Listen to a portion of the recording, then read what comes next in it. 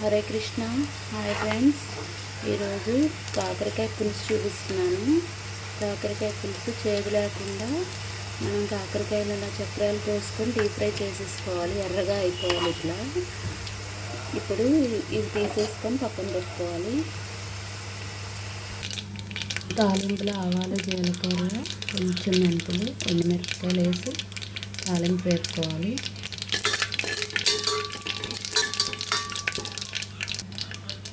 ఇప్పుడు కొంచెం ఇంగువ వేసుకోవాలి.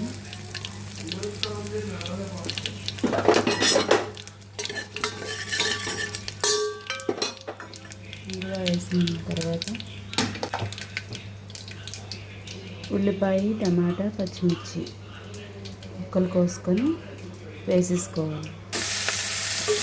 కొంచెం వేగనిచ్చిన తర్వాత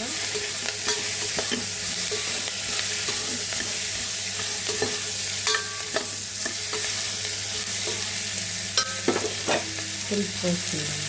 చింతపండు గుజ్జు నానబెట్టుకొని పులుసు తీసుకున్నాను.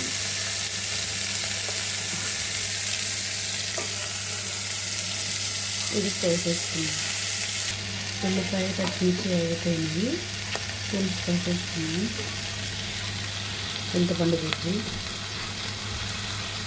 3 నిమ్మకాయలంత చింతపండు గుజ్జు, దీంట్లో మనకి సరిపడినంత నీళ్ళు, పులుసు ఎంత పెట్టుకోవాలో అంత నీళ్ళు.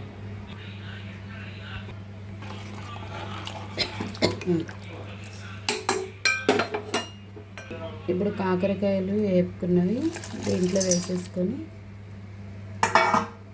బాగా ఉడకనివ్వాలి. పులుసు చేదైతే అసలు ఉండదండి. డీప్ ఫ్రై చేసుకున్నాను కదా, కాకరకాయ టేస్ట్ తెలుస్తుందంటే. పులుసు చాలా బాగుంటుంది. ఉడికిన తర్వాత మళ్ళీ చూపిస్తాను. ఇంకా ఉడకలేదు. ఇందులో ఉప్పు, పసుపు కూడా వేస్తాను. పులుసుకి కొంచెం బెల్లం కూడా పట్టుద్ది, టేస్ట్ బాగుంటుంది. బెల్లం వేసుకొని బాగా కలుపుకొని ఉడకనివ్వాలి.